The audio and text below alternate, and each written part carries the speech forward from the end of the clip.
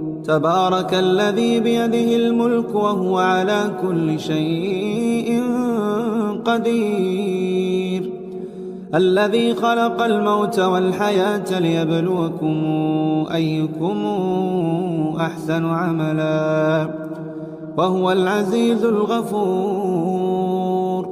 الذي خلق 7 سماوات طباقا ما ترى في خلق الرحمن من تفاوت فارجع البصر هل ترى من فطور ثم ارجع البصر كرتين ينقلب إليك البصر خاسئا وهو حسير. ولقد زينا السماء الدنيا بمصابيح وجعلناها رجوما للشياطين وأعتدنا لهم عذاب السعير. وللذين كفروا بربهم عذاب جهنم وبئس المصير. إذا ألقوا فيها سمعوا لها شهيقا وهي تفور تكاد تميز من الغيظ كلما ألقي فيها فوج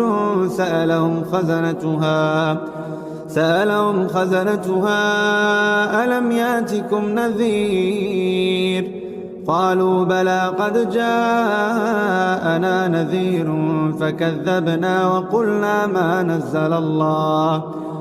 وقلنا ما نزل الله من شيء إن أنتم إلا في ضلال كبير. وقالوا لو كنا نسمع أو نعقل ما كنا في أصحاب السعير فاعترفوا بذنبهم فسحقا لأصحاب السعير. إن الذين يخشون ربهم بالغيب لهم مغفرة وأجر كبير. وأسروا قولكم أو اجهروا به إنه عليم بذات الصدور. ألا يعلم من خلق وهو اللطيف الخبير. هو الذي جعل لكم الأرض ذلولا فامشوا في مناكبها وكلوا من رزقه وإليه النشور.